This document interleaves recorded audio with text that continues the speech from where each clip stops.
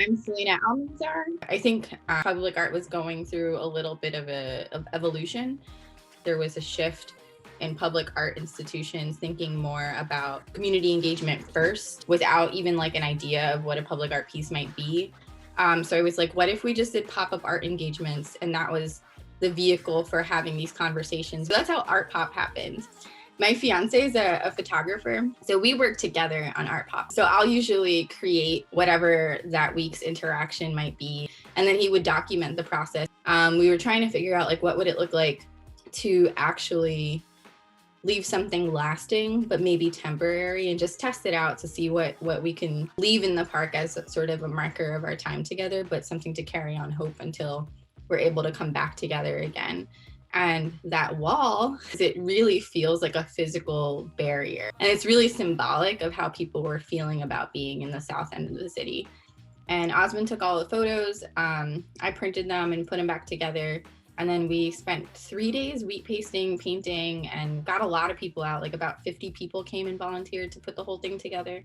We put it up and submitted the public artwork for recognition for Americans for the Arts, Lancaster Public Art, and myself and Osmond got recognition for that work, even though it was temporary and even though it was something that was like a first time thing for all of us. So that was super encouraging, and they asked us to come back and actually make it permanent. So 2019, we took new portraits. We were actually able to bring the panels down to the ground and have folks that either got their photos taken write messages inside of the halos around their heads, or they were okay with folks adding many messages around their faces. So it became a huge collaboration.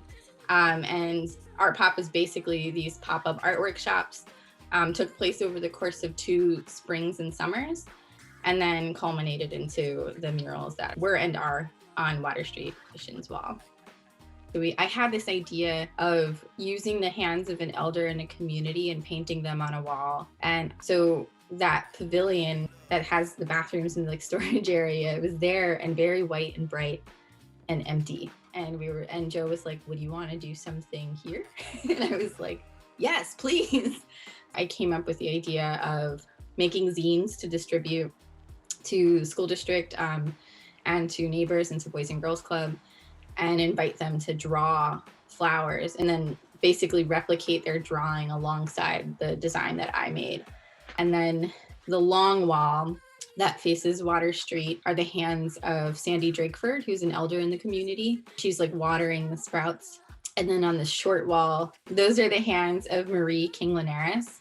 And she's another elder in the community. And I felt like it was important to honor the elders that have lived through all of the changes and the current sort of revitalization of that whole neighborhood with their hands being there. I felt like it was really important to represent that they're still here and they're part of that change. Nice to have that transition from elders to an intergenerational representation of all of these flowers growing from the work that they're doing.